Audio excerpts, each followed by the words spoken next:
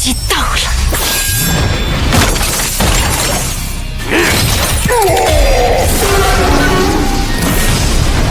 小红，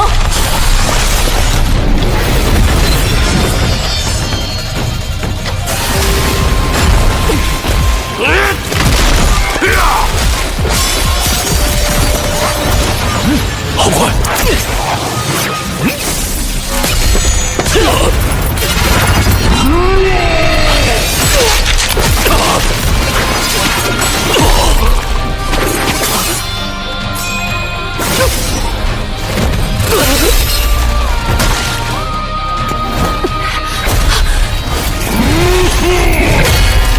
小红，我们走。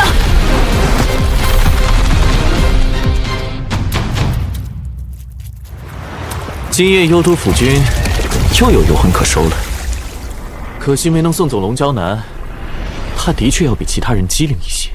秦牧让龙麒麟走上前去，来到那棵树下，从龙麒麟头上跳下，仔细检查灵景道人的伤势。这位老道人伤得不轻，浑身上下多处骨折，内府也有严重的震伤，应该是被小如来的金刚神通所伤。问题的关键是灵景道人的年纪实在太大了，肉身大不如前，气血衰败，以至于这些伤势变得格外严重，很难靠自身的力量愈合。秦牧沉吟片刻，取出龙涎，小心翼翼地涂抹在灵景道人的外伤上。龙涎是龙麒麟的口水，但这头瑞兽的涎水有着极佳的疗伤效果，清凉的药力渗入伤口，迅速止血生机。接着他又取出几枚灵佛丹，让灵景道人服下，修补精神上的损伤。秦牧翻看饕餮袋，从太学院买来的药材虽然不多，但给灵景道人炼几炉灵丹还是足够的。秦牧当即动手炼丹，他的手法极快，出神入化，火焰在掌心跳动，药材一样一样投入，药性被完美的萃取融合。没过多久，一炉灵丹便炼好了。他让灵景道人服下，灵景道人的气色明显好了许多，睁开眼惊讶地看着秦牧。剑神弟子在医术上竟然还有如此高明的造诣，小道友，你做我徒弟可好？秦牧摇了摇头，微微一笑，我是天圣教的教主圣师，不能拜入你的门下。原来是魔教主。灵景道人挣扎着起身，面色变得肃然，郑重见脸道：我原本以为高你一个辈分，没想到竟然是平辈的师兄。灵景见过魔教主。秦牧连忙还礼，客气道：灵景师兄不必多礼，你的伤势虽然已无大碍，但想要根除隐疾，还需要好好调理。灵景道人笑了起来，我给你那2个丰都币，看来是给对了。老剑神还欠我2个丰都币，不过这厮估计是不会还了。这家伙小气得很，当年还斩断了我一根手指头。他张开右手让秦牧看，他的右手无名指齐根断去，断面平整光滑，是剑伤。如果不是这根指头断了，小雷音寺的小如来哪里能将我重伤？不过这次他也受伤极重，嘿嘿，这小子没有神医在身边，估计要滚回小雷音寺里苦熬2-3年才能痊愈。灵景道人舒了口气，继续说起了小如来的来历。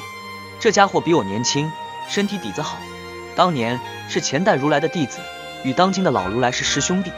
前代如来临死前将如来的位子传给了师兄，他心中不忿，觉得是因为自己是妖族，就杀出了雷音寺，建立了小雷音寺。秦牧一边配药熬炼药汤，一边回答：我村里的大人丢了，我出来寻找他们。村里的大人？灵景道人有些纳闷，就是老剑神，还有村里的其他几位大人，其中有玉面毒王、神偷、马王神，还有我天魔教的祖师师兄，有没有遇到他们？灵景道人先是一愣，继而突然哈哈大笑起来，笑得眼泪都流了出来，刚刚愈合的伤口又裂开了。秦牧连忙劝阻：别笑了，伤口又炸开了，师兄到底有没有见过他们？没有。灵景道人摇头。秦牧取出马爷、司婆婆、屠夫、瞎子、瘸子等人的画像，一张一张给灵景道人看。那么他们呢？灵景道人仔细看了一遍，露出思索之色，突然道：我见过一个提箱子的铁匠，他的速度很快，本事比我不弱。秦牧精神大振，这是我们村的哑巴爷爷，师兄知道他往哪里去了吗？灵景道人道：他去了大虚中的一个禁区，那里很是凶险，是大虚中的绝地之一。我追到那片绝地前便停了步，没有进去。他是个哑巴，难怪我与他说话他也是爱答不理的。哑巴爷爷去了大虚禁区，秦牧心中又紧张起来。秦牧又问灵景道人是否听说过无忧乡，灵景道人摇头说从来没有听说过。秦牧沉吟片刻，灵景道人常年在大虚中游荡，知道许多不为人知的秘密，连他也不知道无忧乡在何处，自己想要寻到无忧乡，恐怕希望渺茫。他左思右想，突然抬起头来：“师兄，能否再求你一件事情？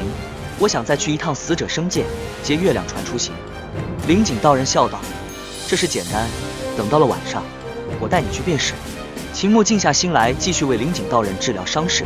夜幕降临时分，灵景道人的伤势已经好了7、8成，没有了大碍。他当即带着秦牧在黑暗的大虚中行走。大虚的夜晚伸手不见五指，黑暗中潜伏着无数魔怪和诡异，但对于灵景道人这样的绝顶强者来说，这些都不是问题。灵景道人边走边向秦牧介绍，死者生界是阎王的领地，只有夜晚2个世界重叠时才会出现。想进入死者生界，须得有丰都币。我与阎王定下了契约，死后不得进入幽都，只能进入丰都。他取出一面令牌，向黑暗中照了照。丰都的来历很古怪，居无定所，一直在大虚中飘来飘去，自成一界。正说着，黑暗中一道光亮从2座大山之间投射而来，灵景道人当即带着秦牧向那里走去。那道亮光忽明忽暗，引领着他们前行。不知不觉间，他们穿过了几座大山，接近那道亮光。只见那亮光是一团鬼火，疏忽间消失不见。秦牧胸口的玉佩发出幽光，缓缓飘起，指引着道路。灵景道人带着秦牧等人向前走去，仿佛穿过了一道无形的屏障。前方的景色突然变幻，浩瀚诡秘的死者生界出现在他们面前，无数白骨堆成的山峦，雾海苍茫，一艘扁舟悠悠驶来。他们登上小船，船上的骷髅撑着篙，驶入迷雾之中。过了良久，船到了船坞，死者生界的石碑就在前方。灵景道人好奇地问：“魔教主，你来这里做什么？你的修为太弱，即便出卖自己的魂魄，丰都也不会收的。”秦牧没有回答，向前走去。他经过空无一人的村庄，翻越前方的大山，看到了横在丰都前方的那座庞大无比的月亮船，如同一只3足巨蝉背负着一个硕大无朋的船体，静静地卧在那里。秦牧沉声道：“我来借船出行。”他飞身向前奔去，几个起落便破空而起，来到月亮船之上。胸口的玉佩飘起，迸发出的光芒变得更加明亮。都天魔王四下看去，心中震撼莫名，喃喃道：“这是神造物吗？”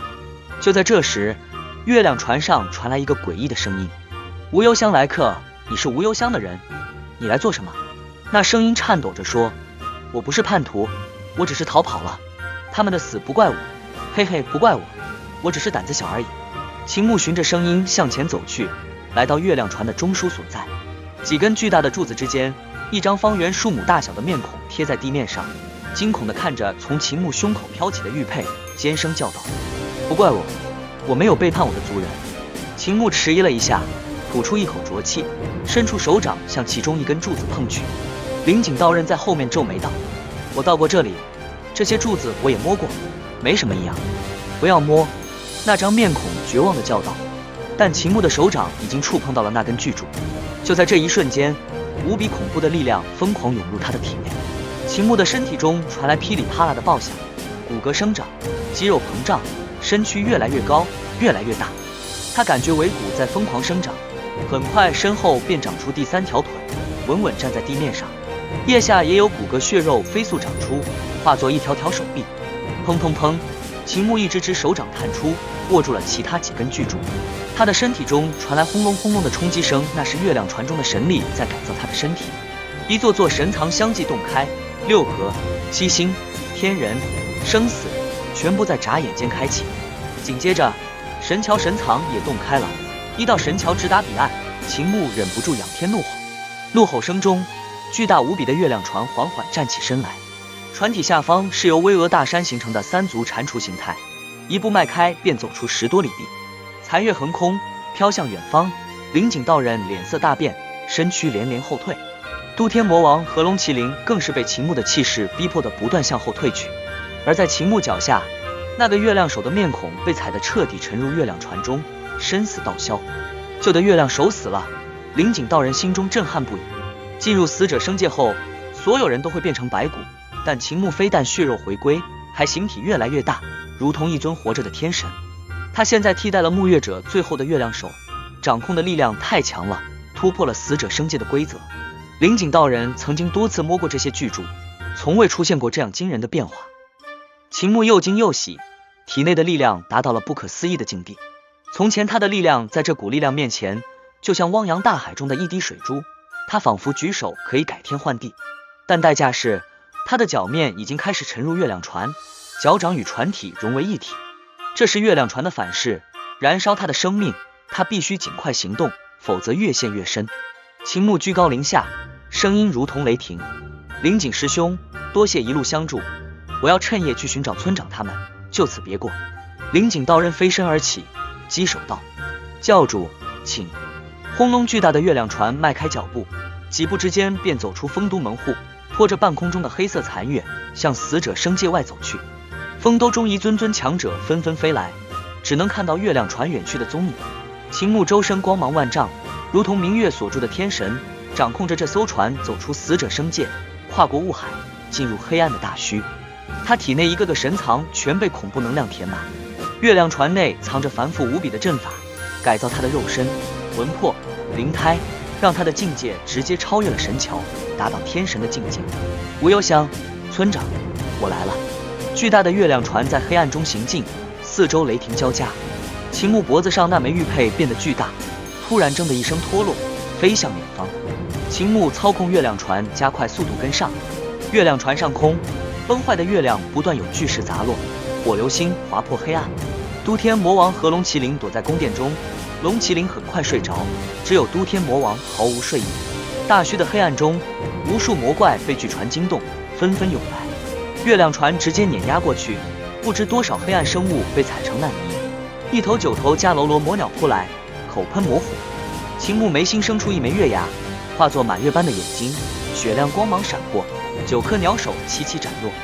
都天魔王心惊肉跳，这变态的世界，放了我之后，我绝对不入侵。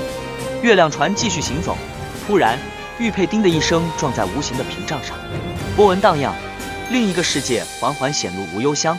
但秦牧看到的是一片废墟，天空城市倒塌崩裂，宫阙千疮百孔，漂浮的山峦支离破碎，巍峨的神像缺胳膊少腿，太阳被吞掉大半，只剩一道金环。巨大的匾额斜插在森林中，写着萧宝2字，已经断了。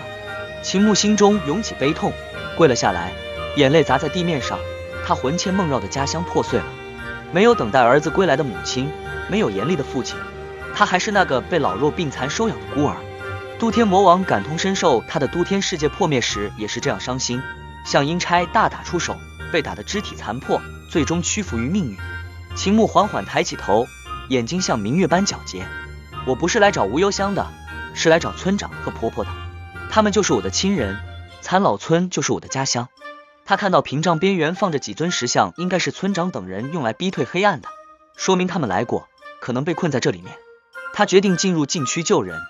潜伏在月亮船上的魔神带着数万魔物冲入禁区，瞬间骨肉消融，化作灰烬。秦牧面无表情，他早就知道这些魔物趴在船上，正是要让他们探路。都天魔王打冷战，交出这小子的家伙，一定是十足的恶棍。秦牧脱离月亮船，步行进入禁区，让都天魔王带路。都天魔王用魔气施展空间计算，避开禁制。他们经过一个村子，秦牧在一户人家看到绣着秦字的婴儿衣裳，门扉上贴着喜字，这是他曾经的家。他默默站了很久，然后继续深入。终于，他们找到了被困在空间禁制中的司婆婆、屠夫、瞎子、聋子、马爷、瘸子。那是一个108面的空间骰子禁制，每面代表一种神境。众人被分散在不同的空间面中，苦苦支撑。都天魔王看出第109个空间是关键，让秦牧扔一颗明珠进去，明珠飞入，阵势卡死，空间崩塌，众人被炸了出来，摔得七零八落。秦牧站在不远处，摇了摇头，一把年纪了，还不让人省心。